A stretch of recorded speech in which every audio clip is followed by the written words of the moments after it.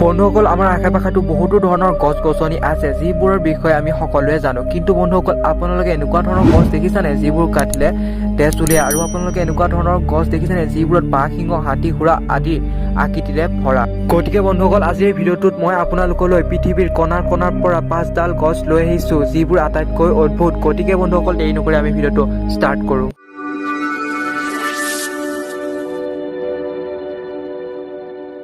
বন্ধুসকল নাম্বাৰ 5ত আছে বায়োবাবছ ট্ৰী এই গছ বা বৃক্ষবিলাক আফ্ৰিকাৰ মাডাগাস্কাৰত পোৱা যায় এই বৃক্ষবিলাক বহুতো কঠিন 30 মিটাৰ ওখ 11 মিটাৰ বহল দেখিবলৈ বহুতো অদ্ভুত বিশেষজ্ঞৰ অনুসৰি এই গছবোৰ 1200 বছৰ পুৰণি বুলি কোৱা হয় আৰু এই গছবোৰে 1,17,348 লিটাৰ পানী জমা কৰি ৰখাৰ ক্ষমতা আছে বন্ধুসকল নাম্বাৰ 4ত আছে অন্ডাছ বানিয়ান বন্ধুসকল এই গছডাল অন্ধ্ৰপ্ৰদেশৰ নালগোণ্ডা নামৰ ঠাইত অৱস্থিত এই গছডালত বহুতো ধৰণৰ জীৱ-জন্তুৰ আকৃতি আছে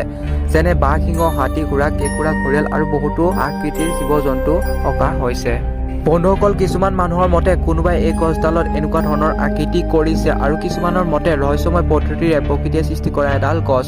আপোনাৰ কি ক'বলগীয়া কমেণ্টত জনাব বন্ধুসকল নাম্বাৰ 3 আছে গ্ৰেট চেকুৱা আমেৰিকাৰ কেলিফৰ্ণিয়া ৰাজ্যত পোৱা এই বৃক্ষবিলাক আটাইতকৈ ডাঙৰ বৃক্ষ বুলি কোৱা হয় ইয়াৰ উচ্চতা 82 মিটাৰ এই বৃক্ষবিলাক আমেৰিকাৰ চেকুৱা ৰাষ্ট্ৰীয় পাৰ্কত 300ৰো অধিক আছে বন্ধুসকল নাম্বাৰ 2ত আছে এক্সেল ইয়াৰলেণ্ডছন চাৰ্কাছ ট্ৰী বন্ধুসকল এই গছডাল কিন্তু প্ৰাকৃতিক নহয় হলেও এই গছডাল বহুতো সুন্দৰ আৰু বহুতো টুৰিষ্টে এই গছডাল চাবলৈ আহে এই গছডালৰ আকৃতি দিয়া মানুহজনৰ নাম হৈছে এক্সেল ইয়াৰলেণ্ডছন সেইকাৰণে এই গছডালৰ নামটো মানুহজনৰ নামতে ৰখা হৈছে বন্ধুসকল নাম্বাৰ 1ত আছে ড্ৰাগন টি বন্ধুসকল এই গছডাল কাটিলে তেজ উলিয়ায় হয় বন্ধুসকল মানে এই গছডাল কাটিলে তেজৰ নিচিনা ৰস উলিয়ায় আৰু এই ৰসবোৰে বহুতো ধৰণৰ মেডিচিন বনাবলৈ ব্যৱহাৰ কৰা হয় আৰু এটা আশ্চৰ্যজনক কথা যে এই ৰসবোৰে মানুহৰ তেজৰ কিছু বেমাৰো ভাল কৰে বন্ধুসকল এই ভিডিঅ'টোত এইকেইটাই আছিল মই আশা কৰিছো এই ভিডিঅ'টো চাই আপোনালোকৰ ভাল লাগিছে আৰু বন্ধুসকল এনেকুৱা ধৰণৰ নলেজেবল ভিডিঅ' চাবলৈ এই চেনেলটো সাবস্ক্ৰাইব কৰি ৰাখিব থ্যাঙ্কস ফৰ ওয়াচিং